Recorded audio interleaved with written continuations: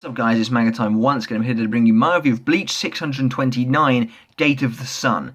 I was really excited when I read this chapter title. If you don't remember, the last time we heard the words Gate of the Sun was when the Sternritter invaded the Soul Society for the very, very first time. They were all supposed to gather at the Gate of the Sun, and that was mentioned and then literally never brought up again. So it was kind of cool to get it in this chapter, even if we didn't really get anything to do with it, I don't think. Maybe, like slightly towards the end. But we'll get into that in a bit. This chapter was full of incredible artwork. The artwork was incredible. Just so many great looking panels. There were so many panels where I stopped and went, that looks awesome. And this chapter, the last two chapters have been very slow. This chapter was kind of slow and then suddenly sped up, I thought. And it was like, whoa, crap. Like, stuff's actually happening all of a sudden. But this chapter was hugely enjoyable. So it starts out where we left off, with Haschwalth, with Yhwach declaring the name Warhwelt. And he's like, this castle will become the symbol of our future, and that's why we should call it so, New World. And he's kind of looking down upon the elite Sternritter. They're all kind of kneeling there. Very interesting to see that Uryu is kneeling with the rest of them, and Haschwalth is way up in front. So it does look like that now that they've managed to achieve their goals, Yhwach's just kind of gone, fuck you, Uryu. It was just a ploy. Although, he's not actually obviously explicitly said it. Anyway, Haschwalth's like, I will make sure every last one of the intruders is killed so that you will not need to soil your eyes on them. Yeah, good luck with that. And then he says, for the cornerstone of our new world in Warhwelt. And he almost kind of shouts it. But, it's about as shouty as Haschwalth gets. But he looks kind of really sinister, actually. To be honest, I don't know what Haschwalth's planning. I don't know what's up with the character. We need to find out more. But for now, he's kind of looking all sinister. And then we get like a cool shot of the elites all looking rather evil, with Uryu smack bang in the middle. And then we leave the elites there for now. We kind of go back to them a bit. And then we get to see Yhwach's massive tower. And we go back to the Shinigami. It's Urahara. And the artwork is just so good in this chapter. So good. And Urahara's like, well, that's a really tall building over there. And there's a really great panel of Urahara and Shunsui looking up at the tower, and it's just all shadowed, like really sinisterly, and it's miles away. It's actually really far away from them, which I didn't notice before. But there's a lot of backgrounds in this chapter, and they always look great. Seriously, the Quincy architecture is perfect for backgrounds. But Shinsui's like, well, of course, the whole point of having a castle is to show off one's strength, right? And I love this. I love the fact that Shunsui and Urahara are acting as like the leaders of the group, even though it's technically Shunsui. The dynamic is that they're both working together as the leader, and I love that. But interestingly, Shunsui says, it'd be weird if Yhwach didn't do something like this to show off his strength. Urahara seems to question that, though, and he's like, is that really it, though? Which is interesting. But then Shunsui just says, whatever it is, he's giving us one hell of a welcome, we shouldn't keep him waiting. And then he says, let's go, and they all charge into battle with another amazing panel. Literally, there's everyone, Shunsui, Rukia, Renji, Urahara, Byakuya, they're literally all just charging forwards. It's a really, really great panel, actually. Really dynamic and really gets you pumped up.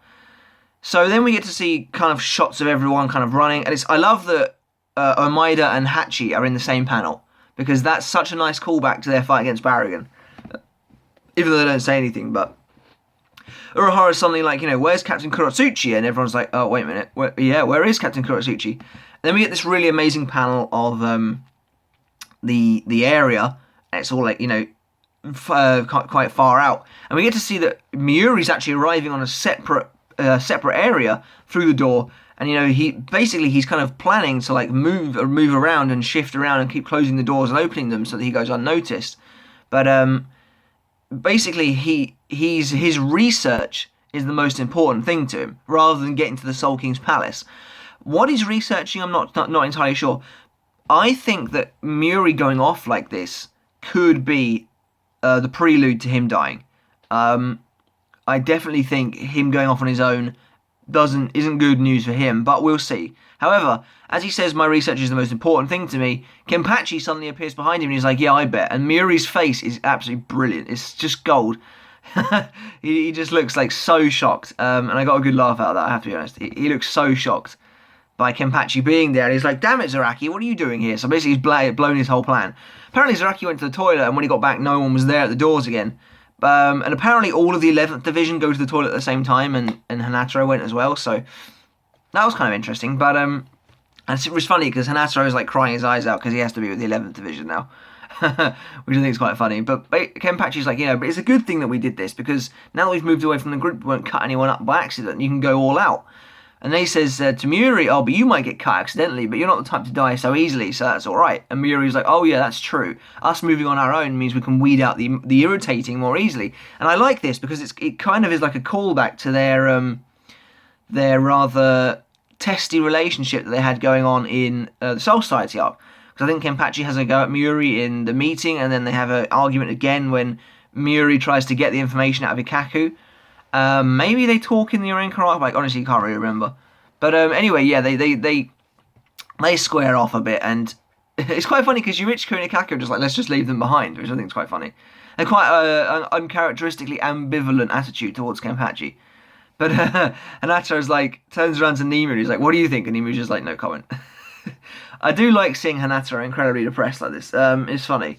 And Hanataro hasn't done a lot in ages, so it's interesting. It's interesting that he's gone with everyone, considering he's so weak. But yeah, we get another great panel of everyone on Ichigo's group now rushing forwards. And Ichigo's like, this is a surprise. We're not able to make footholds at a time like this.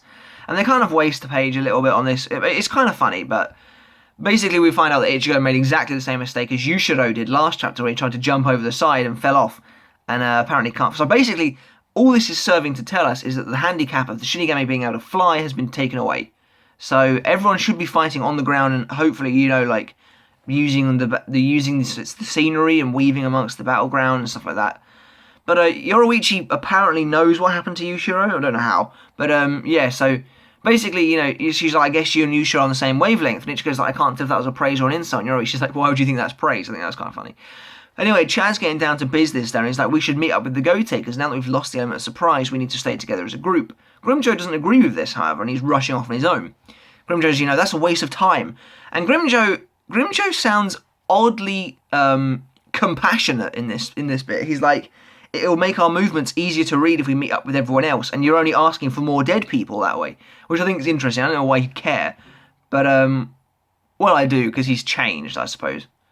But Nell's like, Grimjo, I don't know why she said it, but Grimjo's like, useless crap, I'm going ahead. As Grimjo rushes ahead, however, Ichigo tells him to stop because he's noticed someone ahead of them. We then see someone like way ahead, and for some reason on the manga reader translation, the person says "ge," and I was like, "Holy crap, Pepe's back!" Because I still think that some of the old stereotypes are going to come back, although it's actually looking less likely now after the events of this chapter. But no, it's actually Askin Naklavar, my favourite Sternritter. Hopefully not about to get stomped by Ichigo's group. I will not be happy. But anyway, I don't think Askin is necessarily going to get stopped, because there's an air of realization, like savviness about his own situation. He's like, what the hell, I got Ichigo's group, let's all talk about my luck.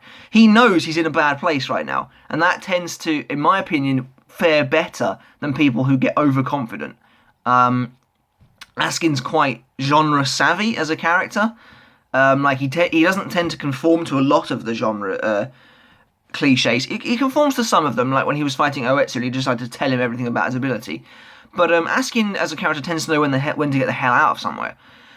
However, I think he might actually stay and fight. I think he might fight Grimjo on his own. I don't know, though. Because basically Askin's like, it's better than the Gotei 13. But as he says this, Grimjo just jumps out of nowhere and Askin's like, wait a minute. And then basically Grimjo strikes the tower that Askin's on with what appears to be some form of Desgadon. Not in his release form, which is pretty crazy. But you just hear Askin like, whoa! Which is... I love Askin, he's so great. And I can't really... I think that's Grimjo's silhouette you can see, like, striking downwards with the Desgadon, which is kind of cool. But Ichigo rushes forwards, going for his sword, going, damn it, they've come at us out of nowhere.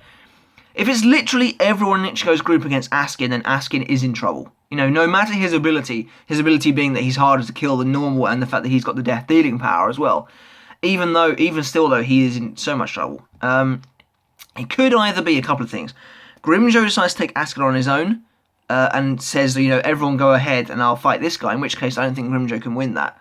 Or Askin gets beaten, but retreats, or more elite Sturmer to come and help him, because I don't think they're just going to leave Askin for Ichigo's group, because that doesn't seem that helpful. I think we might see like Gerard show up or something like that, to like surprise them from behind or something. I can definitely see something like that happening. I just don't. Maybe it's because I'm biased, but I don't see Askin dying. He's actually the only elite Sturmer I think could survive the whole thing. However, him coming up against Ichigo's group this early, it could be a blessing or it could be a curse. We'll have to find out. I don't think we'll necessarily go back to this fight for a little while yet. Well, we might do. Despite that, we move away from there now. Bazz-B shows up, saying, so it seems the door of the sun still lives. And he's stepping on this very intricate sun panel thing.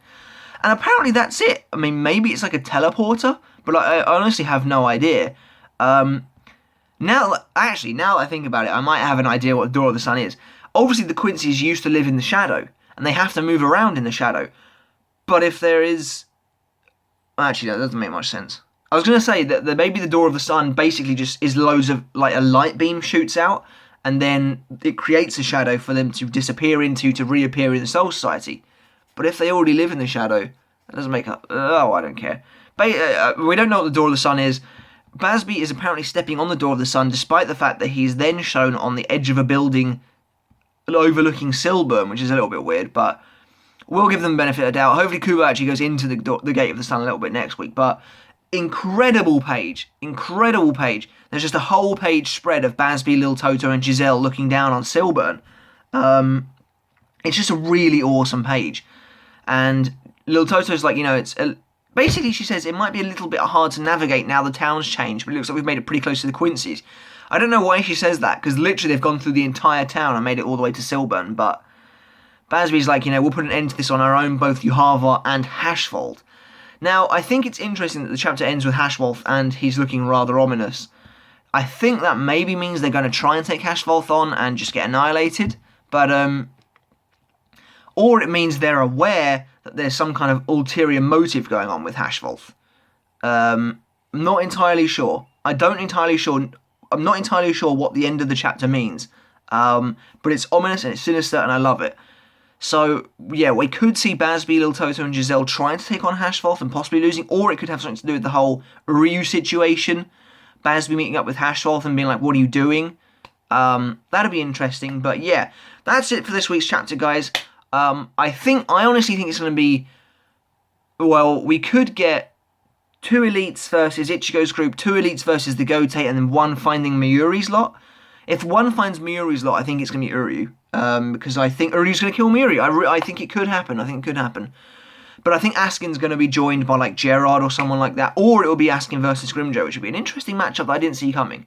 But yeah, guys, let me know in the comments below what you thought of this week's chapter. I thought it moved a bit faster than the last 2 weeks. I thought it suddenly went really fast with Bazz-B and Lil Toto suddenly appearing at Silbern like it was nothing. I don't see why the rest of them can't just jump up there like that, but, whatever. But I thought this was good this week. It was going to get a 9 out of 10 from me, guys. So yeah, that's it. Let me know in the comments below what you thought. Please give me a subscribe. I'd really appreciate your support. And share the video with your friends. I'm trying to grow the channel, so I'd be really appreciative if you could just, get the word out there. And yeah, we could get some more discussion going. So let me know in the comments below, guys, what you thought this week's chapter. How do you think Askin's going to fare in his fight? What do you think is going to go on in terms of these matchups? But that's it from this week, guys. Until next time, see ya.